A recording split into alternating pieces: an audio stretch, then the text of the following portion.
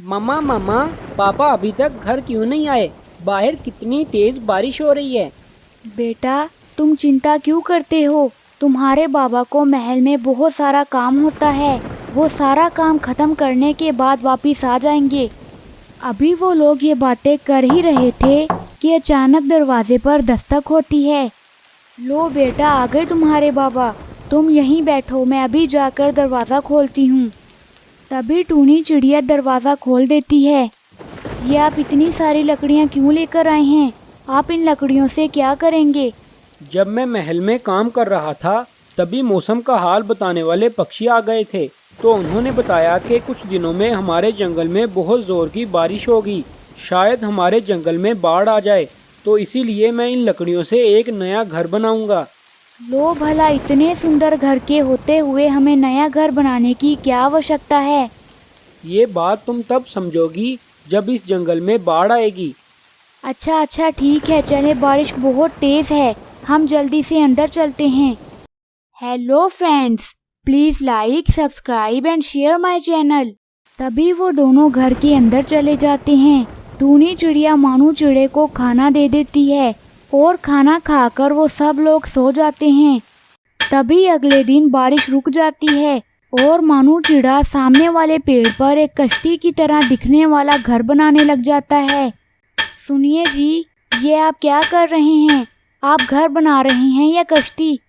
मैं पहले एक कश्ती बनाऊंगा, फिर उसके ऊपर रहने के लिए घर बनाऊंगा, ताकि जब हमारे जंगल में बाढ़ आए तो हमारा घर पानी में डूबने से बच जाए।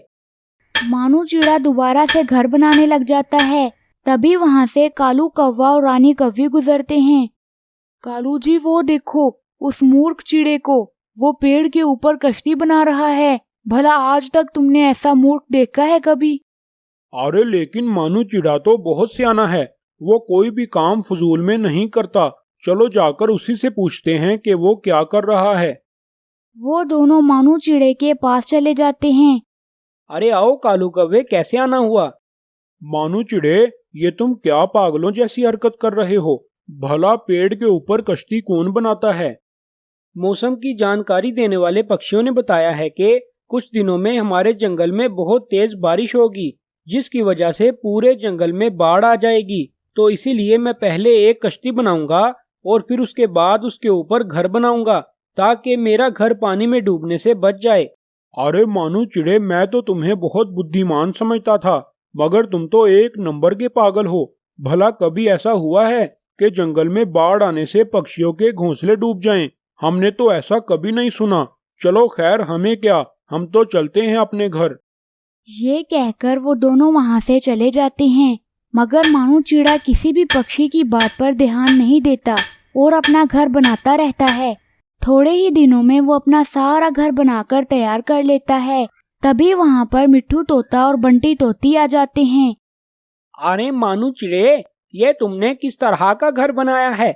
ऐसा घर तो मैंने आज तक नहीं देखा। हम पक्षी ऐसा घर नहीं बनाया करते। मिट्ठू तोते, मैंने ये घर बाढ़ से बचने के लिए बनाया है, क्योंकि कुछ दिनों बाद हमारे जंगल में बाढ़ आ जाएगी। अरे शुभ शुभ बोलो मनहूस चिड़े, ये तुम क्या बक रहे हो? चलो बंटी, हम लोग यहाँ से चलते हैं। हमने फजूल में अपना टाइम बर्बाद कर लिया। ये कहकर वो दोनों भी वहाँ से चले जाते हैं। तभी कुछ दिनों बाद उस जंगल में बहुत तेज बारिश शुरू हो जाती है और बारिश बहुत दिनों तक जारी रहती है। इस दफा उस जंगल में इतनी बारिश हुई कि जंगल में बाढ़ आ गई और सभी पक्षियों के घोंसले पानी में डूब गए। जब मानू चिड़े और टूनी चिड़िया के घोंसले तक पानी पहुंचा तो उनका घोंसला पानी के ऊपर तैरने लग गया। अरे वाह, आपने तो कमाल कर दिया। अगर आप ये घर ना बनाते तो हमारा घोंसला भी दूसरे पक्षियों की तरह डूब जाता। अब हम लोग सुरक्षित रहेंगे। देखा टूनी चिड़िया, अब तुम्हें समझ आया कि मैं इतनी मेहनत क्यों कर रहा था। चलो अब हम जंगल के सभी पक्षियों को अपने घर में बुला लेते हैं। जब तक मौसम ठीक नहीं हो जाता वो लोग हमारे साथ ही रहेंगे। तभी टूनी चिड़िया और मानू चिड़ा जंगल के सभी पक्षियों को अपने घर में बुला लेते हैं, क्योंकि उन सब के घोंसले तो पानी में डूब चुके थे। मानू चिड़े, हमें क्षमा कर दो, हमने तुम्हारा बहुत मजाक उड़ाया था। पर अगर तुम ये घर ना बनाते तो पता नहीं हम सबका क्या होता। कोई बात नहीं कालू कव्वे, अब आप लोग यहाँ पर जब तक चाहो रह सकते हो, और जब बारिशें रुक जाएंगी तो आप अपने नए घर बना लेना। टूनी चिड़िया एक बहुत गरीब चिड़िया थी। एक हादसे में उसके पति का देहांत हो गया था। गरीब होने के बावजूद जब भी किसी को उसकी मदद की जरूरत होती तो वो जरूर मदद करती थी। एक दिन बहुत जोर की बारिश हो रही थी, तभी उसके दरवाजे पर किसी ने दस्तक दी। इस समय इतनी तेज बारिश में कौन आया है, मैं अभी देखती हूँ। जैसे ही टूनी चिड़िया बाहर गई तो उसने देखा कि एक चिड़िया अपने 3 बच्चों के साथ बैठी हुई थी। अरे बहन, तुम इतनी तेज बारिश में क्यों भीग रही हो? चलो जल्दी से अंदर आ जाओ। तभी टूनी चिड़िया उसको अपने घर के अंदर ले जाती है। बहन, मेरा पति एक जादूगर है और बहुत जालिम है। उसने मुझे और मेरे बच्चों को मारकर भगा दिया है। वो तो हमें जान से मारने वाला था। हम बड़ी मुश्किल से अपनी जान बचाकर आए हैं। अरे वो कैसा बुरा पति है जो अपने ही बच्चों को मारने वाला था। तुम रुको, मैं अभी तुम्हारी मरहम पट्टी करती हूँ। नहीं टूनी चिड़िया, इसकी कोई ज़रूरत नहीं। मुझे पता है अब मैं नहीं बचूंगी। तुम मेरे बच्चों का ख्याल रखना। ये बच्चे जादुई हैं, इनके पास बहुत सारी शक्तियाँ हैं। अरे बहन, आप ऐसी बातें क्यों कर रही हो? आपको कुछ भी नहीं होगा। मगर देखते ही देखते उस चिड़िया की वहीं पर मृत्यु हो गई और उसके 3 बच्चे अपनी माँ के साथ लिपटकर रोने लगते हैं। बच्चों, तुम लोग चिंता ना करो। आज से मैं तुम्हारी माँ हूँ। मैं तुम लोगों का अच्छे से ख्याल रखूंगी। अगले दिन टूनी चिड़िया काम पर जाने लगती है। अच्छा बच्चों, तुम लोग अपना ख्याल रखना। मैं काम करने जा रही हूँ और शाम को वापिस आ जाऊंगी। माँ, आप काम करने क्यों जा रही हो? हम भी आपके साथ जाएंगे। नहीं बच्चों, तुम लोग अभी बहुत छोटे हो। तुम लोग घर में बैठकर आराम करो। मैं शाम तक वापिस आ जाऊंगी। तभी टूनी चिड़िया वहाँ से चली जाती है। वो जैसे ही अपने खेत में पहुँची तो वहाँ पर कालू कौवा बैठा हुआ था। टूनी चिड़िया, तुम ये खेत मुझे बेच दो। वैसे भी तुम यहाँ खेती नहीं करती। नहीं कालू कौवे, ये मेरे पति की आखिरी निशानी है। मैं इसे नहीं बेचूंगी। सोच लो टूनी चिड़िया, अब तो तुम्हारे 3 बच्चे भी हैं। तुम उनका पालन कैसे करोगी? वैसे भी मैं तुम्हें बहुत अच्छे दाम दूंगा। ये कहकर कालू कौवा वहाँ से चला जाता है। तभी टूनी चिड़िया के 3 बच्चे वहाँ पर प्रकट हो जाते हैं।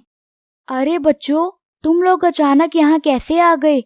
माँ, हम तीनों के पास जादुई शक्तियाँ हैं। आपने हमें बताया क्यों नहीं कि आपके पास इतना बड़ा खेत है? आखिर हमारी शक्तियाँ किस दिन काम आएंगी? हम इस खेत पर खेती करना चाहते हैं। नहीं बच्चों, तुम लोग बहुत छोटे हो और ये खेत बहुत बड़ा है। नहीं माँ, हम जादुई बच्चे हैं, आप चिंता न करो।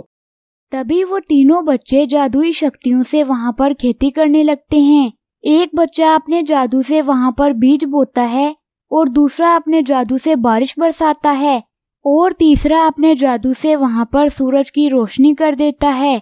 देखते ही देखते वहाँ पर बहुत बड़ी बड़ी फसल उग जाती है। अरे वाह, ये तुम लोगों ने कैसे किया? इतनी जल्दी तो कभी भी फसल नहीं उगती। माँ, अभी तो आप देखती जाएं, हम अपने जादू से इसको काट भी देंगे। तभी देखते ही देखते उन तीनों ने अपने जादू से सारी फसल को काटकर इकट्ठा भी कर दिया। अरे वाह बच्चों, तुम लोग तो बड़े ही शक्तिशाली हो। मैं अभी इस फसल को जाकर बेचकर आती हूँ। तभी टूनी चिड़िया सारी फसल को उठाकर बेचने के लिए चली जाती है और उस फसल को बेचकर बहुत अच्छे पैसे कमाती है।